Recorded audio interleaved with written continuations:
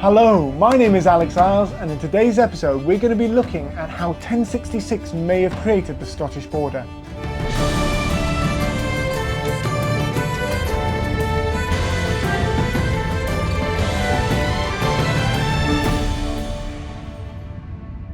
Welcome back.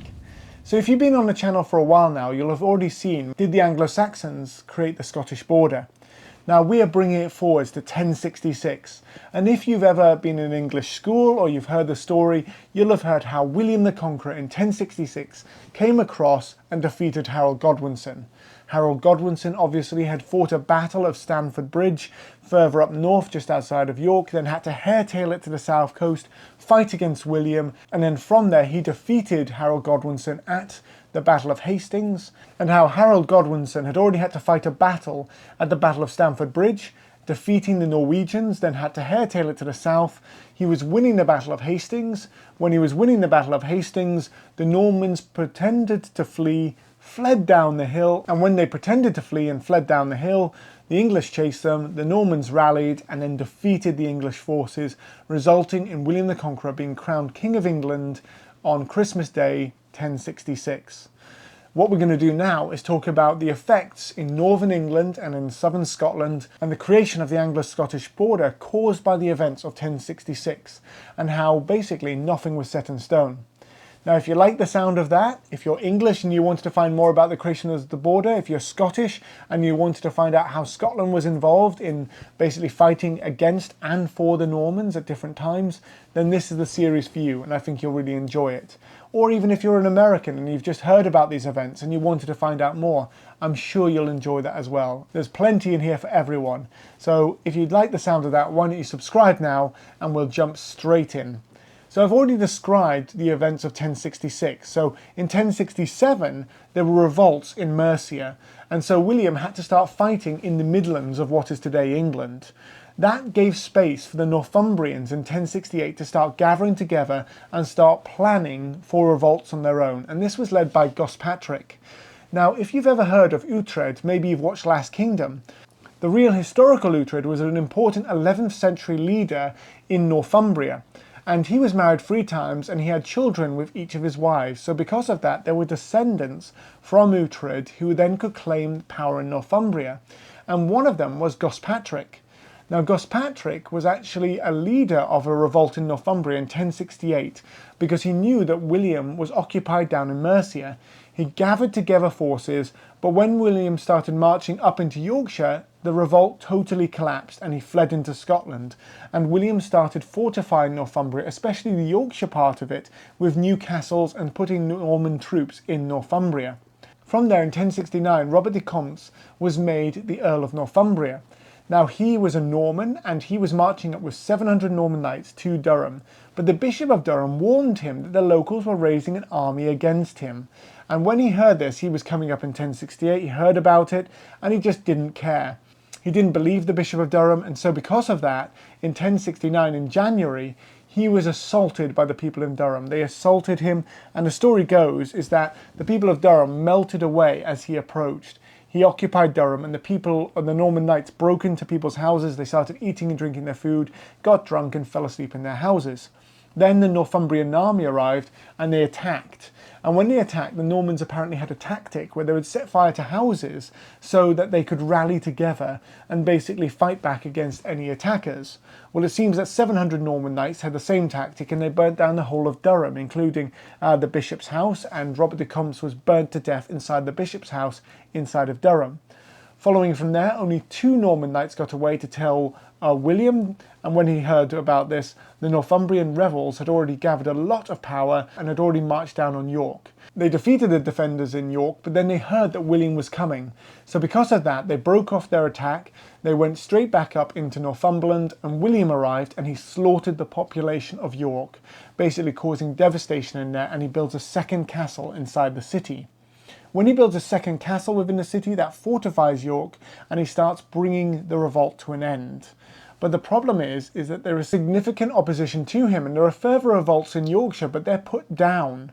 So what happens is that then William goes away and he focuses elsewhere until August and September of 1069.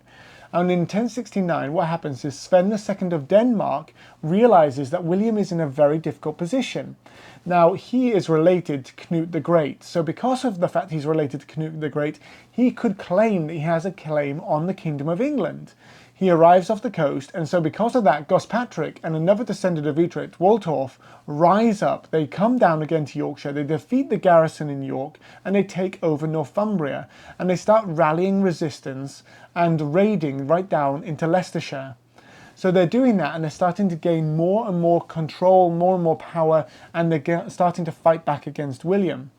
At this time, as well, Western Mercia starts feeling confident, and they rise up again under a character called Edric the Wild, and he brings in Welsh allies because Western Mercia had strong allies and relationships with Wales. So he brings in his Welsh allies and he starts fighting as well.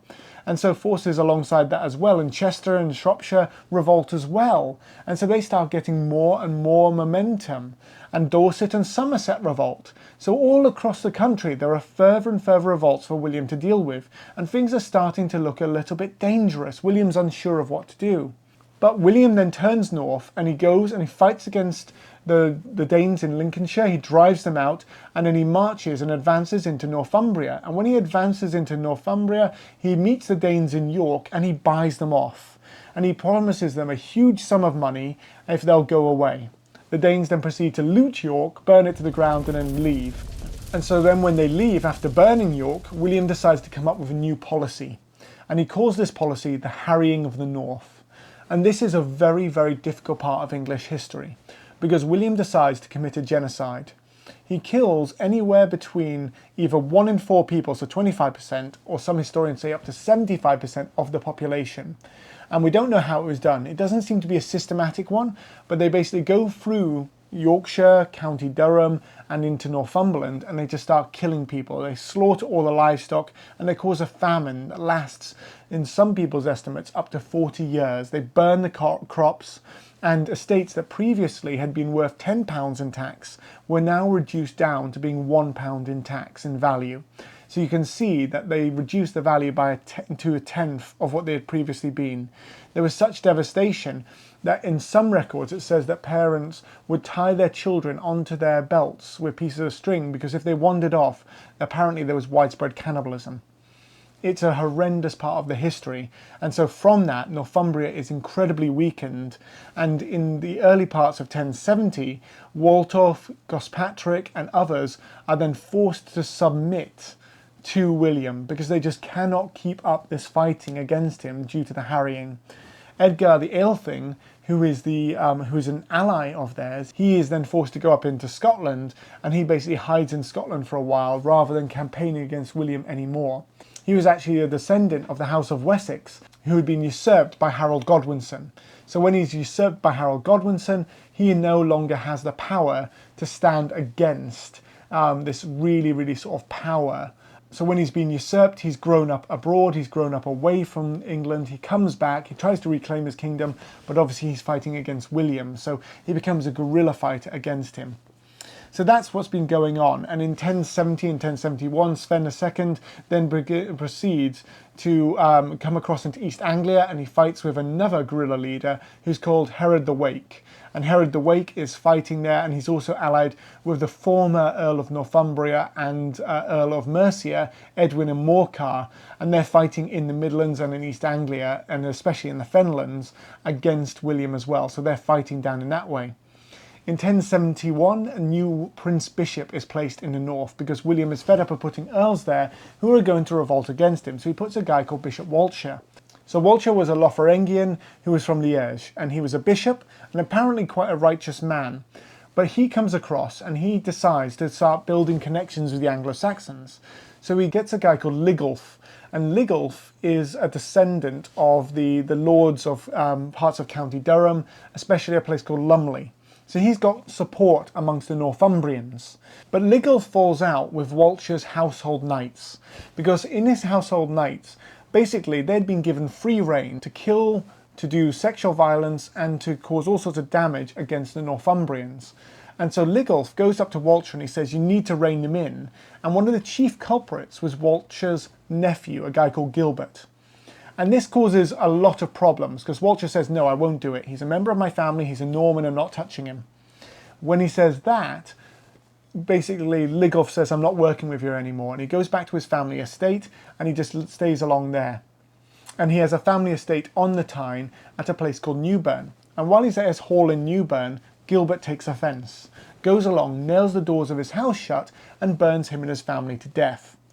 As you can understand, this doesn't go down well, and from there, another Northumbrian, a guy called Edulf Russ, who is the descendant again of Uhtred, rises up and he takes a force to Gateshead, and at Gateshead, which is on the Tyne and was actually a part of County Durham at this point, Walcher comes and meets him and he demands a peace conference, and at the Church of St Mary in Gateshead they demand that Walcher hands over Gilbert to face justice for Ligulf's murder. Walcher turns around and goes, no, I'm not going to hand him over. He's a member of my family, he's a Norman, he's not allowed to be touched. So the Anglo-Saxons storm out of the church, and Walcher, Gilbert and 100 Norman knights sit down inside the church. They're eating and drinking and laughing, and they all think it's fine until they smell fire. The building's on fire, they flee outside, they get ambushed, they get brutally murdered, because you can't kill someone on holy consecrated ground, but it's perfectly fine to ambush them. When they run out of a building that's on fire and they're totally disorientated, then you can crack their skulls open. So from that point onwards, they murdered Walcher and his entourage, and then from there William then continues the harrying further into the north, and so because of that things are getting more and more vicious and more dangerous. And the Scots see an opportunity, so Malcolm III brings down an army and a fleet and he goes down the coast, but he is faced by William, and when he's faced by William he doesn't feel as if he can bring William to battle. So because of that he then submits to William, but the issue of the submission isn't too clear. So the English chroniclers would suggest that he submitted and said, right, you are my overlord in the area of Lothian, Cumbria, and in the borders regions, so the areas that we could be considered English regions, or the areas that England had authority over. But also some chroniclers suggest that he submitted to him as his over-king. So he would be king of Scotland, but his over-king was William as king of England. And so at this time in the Middle Ages, it's a bit hard to imagine, but you could have an over-king who would then have sub-kings under them, who were their vassals. And so even though they were a king in a separate independent nation, they were a vassal underneath William. Whether or not that actually happened, or he just submitted to him and it was very vague, and William could later on use this to basically declare wars and to be able to expand Norman power, is entirely possible. William would have liked a contract like that, would have liked a very vague thing where he could basically come in later, or his descendants could come in later and expand, especially with the chroniclers being able to imply that within any treaty or anything they were writing later on to cause expansion for the early Norman kings. No matter what was going on though, Northumbria was in a very bad place after the actual harrying and after all the other conflict that was going on as well. And across the whole of England, within this period from 1066 right the way to 1072, so you're looking at just a period of about 6 years, only 3% of the Anglo-Saxon nobility was left. And actually the replacement had occurred within 3 years of the invasion. So from 1066 to 1070, all of those lords had been replaced, and only 3% of them had actually survived and had actually got on with the Normans enough to be actually able to continue to live within their nation, because the Normans had come in and caused such a tectonic shift in the way that England was ran. And so when that occurs, by 1075, all of the earldoms were now held by Normans. All of the clergy were basically Normans, except for Archbishop Wulstan, who died in 1095. And he was a very important bishop actually, because he saw slavery abolished in England. So you have to understand, during the Anglo-Saxon period, slavery still existed, but he abolished slavery, and he was the last of the Anglo-Saxon bishops. After that, all of the bishops were Norman or French. And only Englishmen could hold sort of the role of sheriffs within England. That was the highest position until you get later on into the Anglo-Norman aristocracy. So we can see that there was this huge shift going on in England. Many Anglo-Saxons actually left England, and in the 1070s 235 ships set off to the Eastern Roman Empire, sometimes called the Byzantine Empire. And when they arrived in the Eastern Roman Empire, they actually settled there underneath the Roman emperors, and alongside that settled in areas of what we today would understand as Georgia and that area there. And they set up a medieval New England, which had a new London and a New York, and they continued to live there until obviously the Golden Horde comes through, when the history of who they are and where they are becomes very hard to find. They seem to have disappeared at that point. So they may have fled as refugees and been amalgamated into other cultures, but we know that they were living in and around the area. We also know that there was also a migration into Scotland, so many Northumbrians went into Lothian and continued to live there to escape from the persecutions that were going on from the Normans, and also English communities that had connections with Ireland went over and joined Irish communities where they had strong trade connections, possibly from the Viking Age.